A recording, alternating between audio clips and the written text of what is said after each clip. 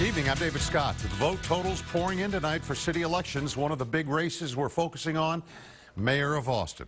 Right now, incumbent Lee Leffingwell is out in front, and he is followed by former council member Bridget Shea and also challenger Clay Defoe. Now, that's amid a potential record low voter turnout. The Travis County Clerk projects only 10% of registered voters took part in this election. We have team coverage of the mayoral race. We begin tonight with Chris Sadeghi, who's live at Mayor Lee Leffingwell's watch party. Chris? Well, David, all night long, Leffingwell talked about that low voter turnout, and also he said that he didn't want to get ahead of himself, but as the night went on, he did feel very confident. Well, just within the last few minutes, Councilman Mike Martinez, whose party is also here at Schultz Garden, he declared victory, and now in just a few minutes, we're expecting Lee Leffingwell to do the same. He got out to a big lead after the early voting numbers. It appears that those numbers will hold up and that we will not even have to go to the runoff. We are expected to have the mayor in just a few minutes live. Stay tuned to KXAN. In just the next few minutes, the mayor is making his rounds. He's expected to talk to us right before getting up on stage and declaring that he has won yet another term as Austin mayor. David, back to you.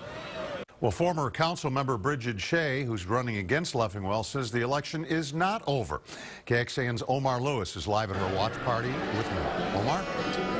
Good evening, Dave. We're here at the Mexitas restaurant here in East Austin as hundreds of supporters gather to celebrate and to root Bridget Shea on. The celebration is well underway after a long campaign. We're actually expecting Bridget Shea to come up here and to take the podium sometime here soon. Supporters we spoke to say they are ready to move Austin in a new direction. They hung up signs here in the restaurant rooting on Shea as she entered. There's actually a live band here playing as well. Now, as the clock keeps ticking, nerves are starting to kick in, anxiously awaiting all the results to come out. Shea says she still has hope and isn't giving up in a race just yet. I feel like we waged a really great campaign. I'm really proud of what we did. I'm really proud of the issues that we raised. I feel like we really listened to people in Austin, and we talked about their concerns about the rising cost of living, people being genuinely fearful of being forced out of the city they love. So I'm proud of what we did, and I'm just really enjoying it down to the very end. And right now, with a little over 50% of those votes casted or counted, we are looking at those votes, and everybody here is having hope that Bridget Shea can at least pull at least more than 50%, so there will be a runoff. For now, we're live in East Austin. Omar Lewis, KXAN News. And right now, challenger Clay Defoe is in third place, but he says he's proud of the difference he made. He's been an outspoken critic of Mayor Leffingwell's leadership, especially when it comes to what he calls corporate welfare. He also says he's been pleasantly surprised by positive feedback from voters.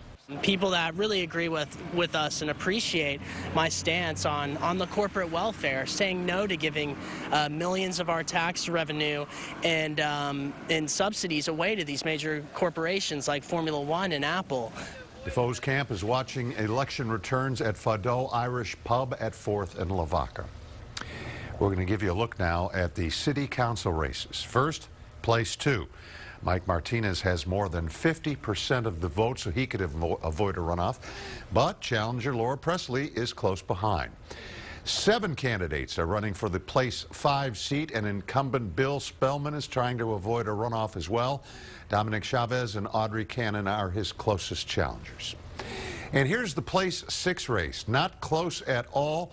Cheryl Cole holds on to her seat with a strong win over Sean Ireland.